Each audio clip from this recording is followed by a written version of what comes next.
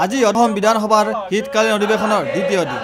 সেয়েহে এই পৰিপ্ৰেক্ষিতত দিছপুৰ লাজগেটত অদৌ অসম অনুসূচিত জাতি ছাত্ৰ সন্থাই 2014 বৰ্ষৰ অনুসূচিত জাতি জনজাতিৰ টেট উত্তীৰ্ণ হোৱা 9384 জন প্ৰাৰ্থীৰ লগতে বিগত বৰ্ষবিলাকত টেট উত্তীৰ্ণ সকলো অনুসূচিত জাতি জনজাতিৰ সকলো প্ৰাৰ্থীক শিক্ষক পদত নিযুক্তিৰ দাবীত ধাৰাবাহিকভাৱে আন্দোলন সাব্যস্ত কৰি ৰাজ্যৰ মুখ্যমন্ত্ৰী তথা সৰ্বশিক্ষা মিছন সঞ্চালকক বহুকেইবাৰ প্ৰতিবাদী কাৰ্যসূচী ৰূপায়ণ কৰি স্মাৰকপত্ৰ প্ৰদান কৰে।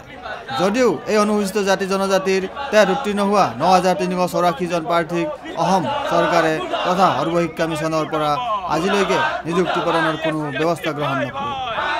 সেয়েহে অদৌ অসম অনুসূচিত জাতি ছাত্ৰ সন্থাই আজি 3 দফীয়া দাবী লৈ অসম বিধানসভাৰ শীতকালীন অধিৱেশনৰ পৰিপ্ৰেক্ষিতত আজি দ্বিতীয় দিনাও আমাৰ অনশন প্ৰতিবাদী কাৰ্যসূচী লৈ দিছপুৰ লাজগেটত উত্তাল কৰি তোলে।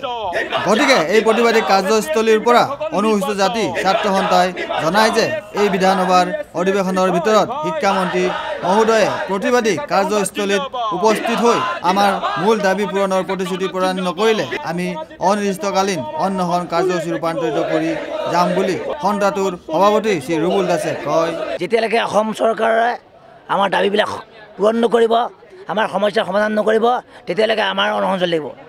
যিমানজন সদস্য নহওক কিয়, মৃত্যুমুখত নপৰক কিয়, অনশন ধাৰাবাহিকভাৱে চলি থাকিব।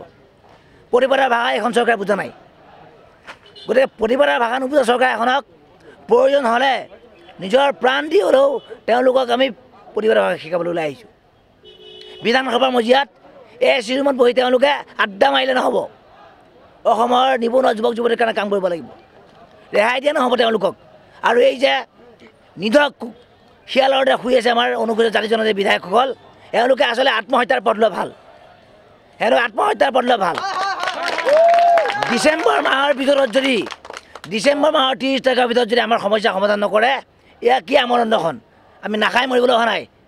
প্ৰয়োজন হ'লে নিজৰ দেহৰ কেৰাচিনডাল ঢালি জুই লগাই হ'লে আত্মহত্যা দিম। তৰুণ গগৈ ঘৰৰ সন্মুখত দিম, প্ৰদ্যুৎ বোলে ঘৰৰ সন্মুখত দিম। বিধায়কবিলাক কোনো শান্তিত থাকিব নোৱাৰিব। শিক্ষা বিভাগৰ কোনো বিষয়া শান্তিত শুব নোৱাৰিব। তেওঁলোকৰ পৰিয়ালত য'তেই যেনেকৈ পাওঁ ঘেৰাও কৰিম, তেওঁলোকৰ ঘৰ ঘেৰাও কৰিম। Video' journalist Sushanta Das, Sentinel News, Guwahati.